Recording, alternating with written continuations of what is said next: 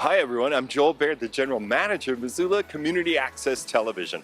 We're going to take a look at some of the veteran services offered by the Poverello Center. I'm here at the Valor House, and in this edition of Out and About, we're also going to take a look at the Housing Montana Heroes facility.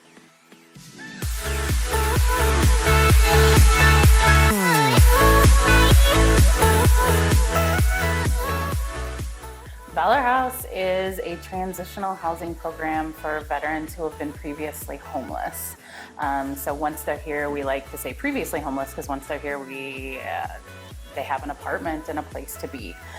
Transitional housing is unique where we can offer wraparound services that veterans can take with them once they move into housing in the community.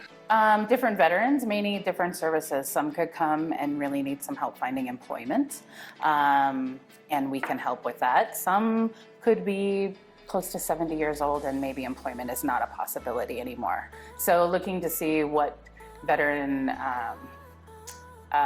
benefits that they are eligible for would help them get some income to be able to be in housing. Could be that some veterans need mental health services and we can offer some of those in-house and also help find resources in the community.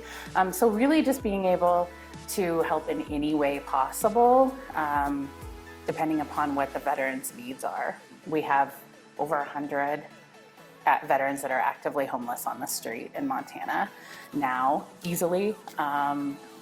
Some of them are in transitional housing, some are in shelters, some of them are camping on the streets. And so, yeah, it's just a great need in Montana. Also, Montana is the highest or close to the highest per capita for veteran population and homeless veteran population once you look at per capita numbers. Some sort of trauma has happened in their life, whether it's in the military or not in the military, that has been difficult for them to be able to move past. And saying move past has been difficult for them to be able to function in society as you and I would without some sort of support, whether that's therapy or group therapy or just having Valor House, the camaraderie of the other veterans living together, which is big. That's a big part of this, is the community-minded aspect of being in one house together where people have had similar situations to one another. One of the biggest things we see with veterans when they are anxious about moving on and moving into the community is they don't want to give up this community aspect where they're living among other veterans, and a lot of them come back. They'll come back and visit, not come back to live hopefully, but come back to visit and visit the people that they lived with when they were here. This is a communal kitchen, and so there are 17 individual apartments at Valor House, and they're one-bedroom apartments, and they have a small kitchen area where they can cook food. Veterans can cook food on their own, have a little living room area, their own bathroom, and then a bedroom. So many of them will cook in their own apartment the majority of the time, but this communal kitchen has been great. On the weekends especially, Valor House staff will sometimes cook up a breakfast or something in the morning and everyone will come together to eat it. We have holiday dinners here a lot, especially with this big table. And then sometimes we have veterans that are really interested in cooking. Sometimes we've had people that are previously chefs and people that are just interested in cooking, and they'll come in and see what we've got in the kitchen and mix something up and just share it with the whole house. So one thing though, we're working with the city on what's called coordinated entry. And so we've been trying to serve veterans that are the most vulnerable. And with that, I feel like we've had less of a long waiting list and more of a couple people that are waiting so that we can get people in quicker that really are those most vulnerable. So wraparound services are services where we can meet the needs of each individual veteran separately, but in many different ways. So mental health, substance abuse, housing, employment. And really the mission for us to do here is to set up those services and make them sustainable so that when they move into housing and they are not at Valor House, with Valor House staff here with them all the time, they have those wraparound services in place so that they're still with them and their housing can be sustainable long term. I think one of our issues is the community really focuses on Valor House, Valor House, Valor House, Valor House. And we have the same program in a different location at the POV, at Housing Montana Heroes.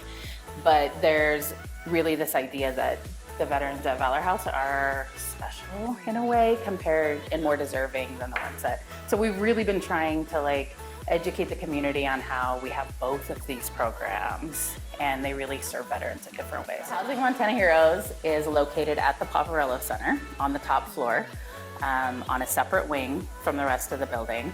There are 20 semi-private rooms, so it's really dorm style, really look like dorm rooms where 2 veterans per room reside. We have case management and clinical services, so therapy on site for veterans.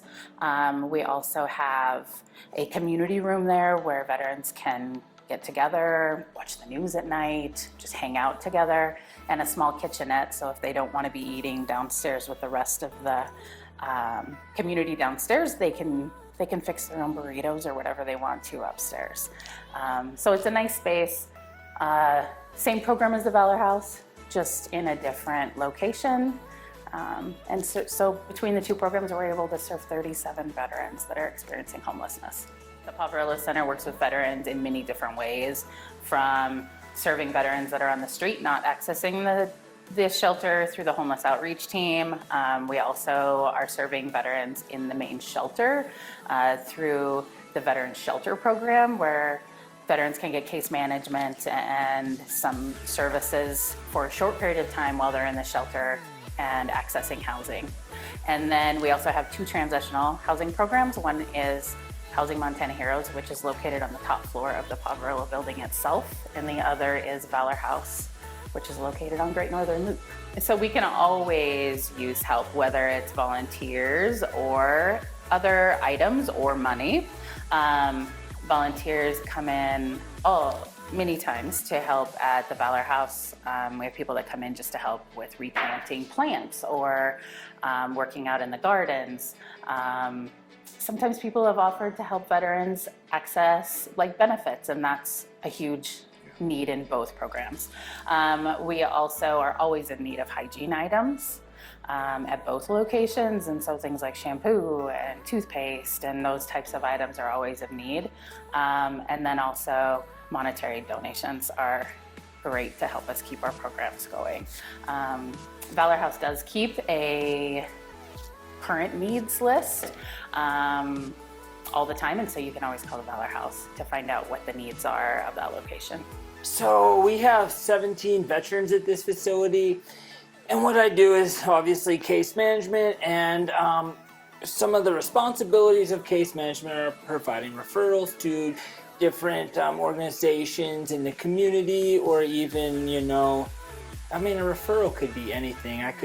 Someone could say, hey, I want to start working out again, and I could say, well, okay, Valor House actually has free YMCA passes for you. So that could be a referral, or maybe someone needs a payee. I could refer them to payee services.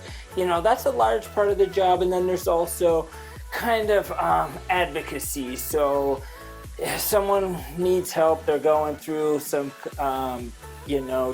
some court issues or something, I can go to court with them. Or maybe they're trying to get back into the university because they were banned there for a particular reason. I could go with them and speak, not necessarily on their behalf, but with them, Some of the other stuff, we help interface with the VA. The VA can be very complicated. So just having someone else to bounce off what's going on. A lot of people have used VA healthcare for years, but just to have someone to talk it through can be really helpful because, like I said, it's really complicated. So this is a transitional housing facility, and what that means is that veterans come in here and they're working towards getting into housing. And in some ways, it's an outdated model. The VA has moved more towards rapid rehousing, where we're trying to get people into housing right away. And that's a preferred method, but sometimes folks don't want to do that. And I'm all about self-determination. If folks don't want to go that route, they think they need a little more time. they can come into a program like this. And the unique thing about this program is that the Housing Authority owns this building, and then it is a Section 8 housing program. So after a year, their voucher rolls over and they have a Section 8 voucher. And sometimes people can be on like the Section 8 wait list with the Missoula Housing Authority for 4 or 5 years. So this expedites that process. So after a year, they can go out and get their own place, you know, if they wish, or they could stay for 2 years. So we have some people stay a little longer. And everyone is a leaseholder here, so they're all, you know, they're on lease, and they're building a rental reference while they're here. So that's an important part too, because a lot of people don't have the best rental references, or they might not have any if they've been living on the street for a really long time. Yeah. You know, and sometimes people reach out to us, and sometimes we reach out to people. It all depends, you know. But yeah, I feel like I've kind of done stuff that's more tangible. Like, you know, before, you know, if you're looking at kind of anti-war protests and stuff, like how that's very hard to measure, and it can be kind of daunting to quantify that, you know. And now I can be like, okay, I worked with this such and such guy, and he's doing this now, so, you know. We work with veterans who are experiencing homelessness, and they can stay up here in our transitional housing, and we offer case management, which can look very different for each individual. For some folks, it might be trying to get a birth certificate, trying to get access to benefits. It can also be a little more complicated. Would you agree? Yeah, coordinating mental health services, whether internally through our organization or connecting people with community mental health services, helping people access their veteran benefits, identifying what benefits a veteran might be eligible for, what's worth pursuing for them. One of the things we see a lot here is people become homeless for a variety of reasons. And one of the main ones we see here is a breakdown in relationships, whether it is their wife or live-in partner died and they just can't manage things on their own anymore, or they don't have social supports in their lives to help them stay stable, stay housed. I think that that's something the community doesn't always think about, is the importance of having other people in your life, people who care about you and your well-being. I think my takeaway from this program that I think people should know is that it is available, and I think that a lot of folks don't understand that we exist. Valor House is easily recognizable. Housing Montana Heroes isn't something that you hear about a lot, and I think that it would be great if more folks realized that this program existed, especially veterans who are experiencing homelessness or on the verge of homelessness, understood that there is a program that is designed that can actually help them through this process, and that they can just walk through the door, and we're happy to talk with them and go through those benefits with them. And even if Housing Montana Heroes isn't something that you want to do, we might be able to just help you order a DD 214 or get that birth certificate, or, you know, somehow help a veteran do small things, large things, whatever it takes to encourage and stabilize in their life.